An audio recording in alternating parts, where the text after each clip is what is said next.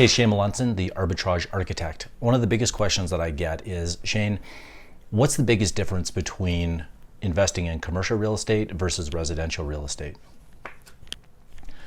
So what I thought I would do today is give you more or less kind of three key differences that I see between investing in, say, residential versus commercial real estate. And then what I thought I would do is give you kind of a step-by-step on how to create that roadmap for you so that you understand where you're at and then where you want to get to. So that's really what I want to try to cover in today's video. So you can see here, I've got three different key differences between commercial and residential real estate. The first is obviously scale. So when you're investing in commercial real estate, you know, for me, I'm looking at 1 to maybe 2 key acquisitions on an annual basis. When I see a lot of residential real estate investors, if they're doing it professionally or if they're trying to replace their income, they're probably in the network of, I don't know, maybe 50 to 100 houses in order to replace, say, a $200,000 to $300,000 a year income. I can do that with maybe 1 or 2 well-located, stable commercial real estate properties. So that's the first difference. Number 2 is cash flow.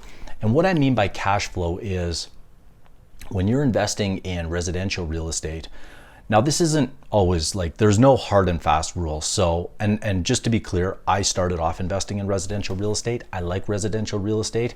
However, once I learned about commercial real estate and I saw kind of the key benefits to investing in commercial, I quickly transitioned from residential to commercial. So that's really what I want to show you today. And when I talk about cash flow, what I've found in most of the markets that I invest in, I know that there's anomalies where you can get into houses for $80,000 to $150,000 and they do cash flow. Obviously those markets, I'd probably invest in residential real estate. Unfortunately, in most markets in Canada, most of the markets that I like in the US, that's just not a possibility.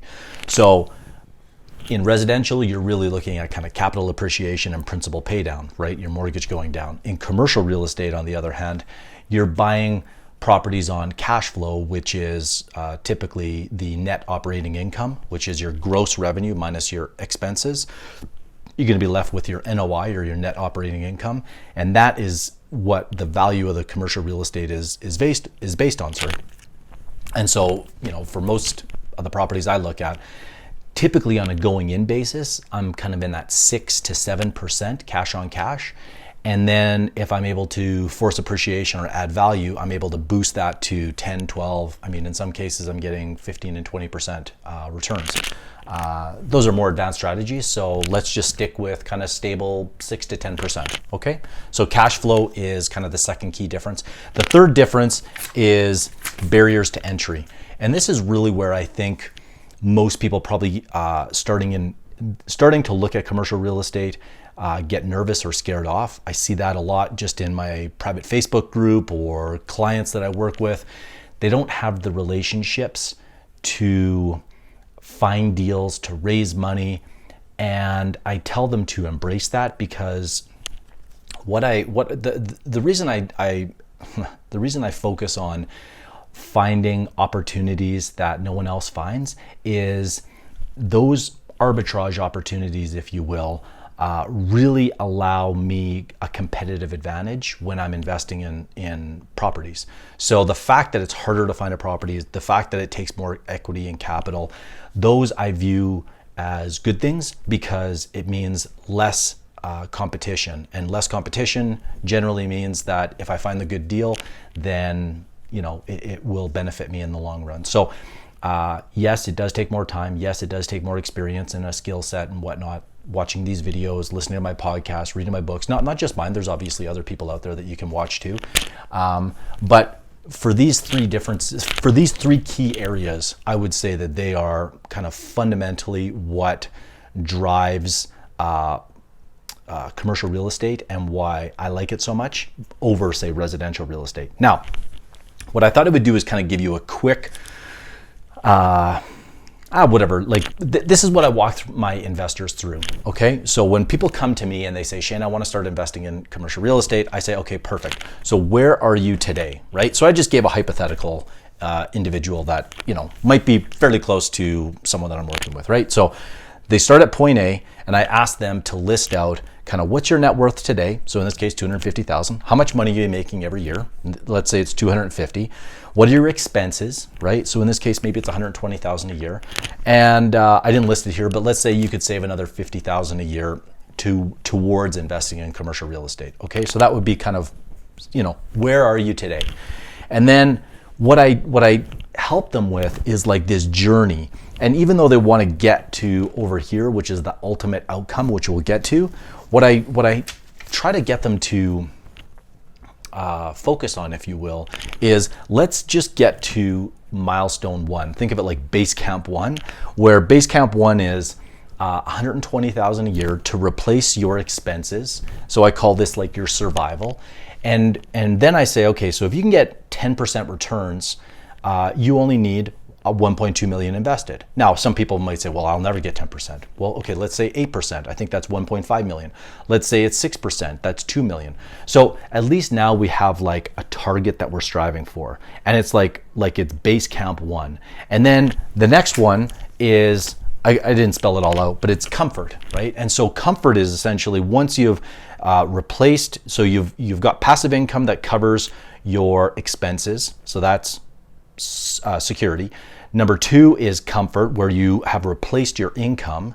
And in this case, maybe it's 250,000 at 10%, obviously 2.5 million. I didn't do all the rest, but you can grab a calculator and quickly figure out what that number would be for you. But this just gives you, you know, this helps to define the map and the road plan, or the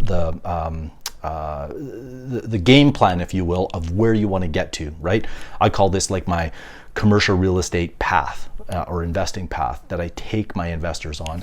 So this is obviously I go much deeper into it, but this gives you a high level. And then the last one is legacy. And so legacy is where you're at a stage where you've got more cash flow coming in than you can spend. So let's say maybe legacy is $5 million earning you 10%, that would be 500,000 a year, right? Maybe legacy is $10 million earning you 6%, so it's 600,000 a year.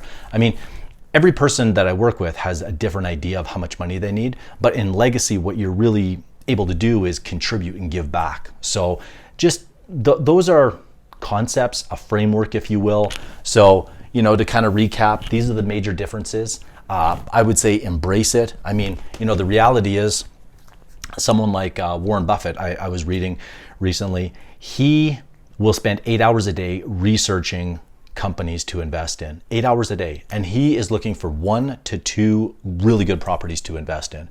So it's a strategy that he's looking for quality, not quantity. And that's really kind of the philosophy that I have as it relates to commercial real estate. So if that makes sense, I think I've got a podcast called Calculating Your FU Number. You can kind of figure that out.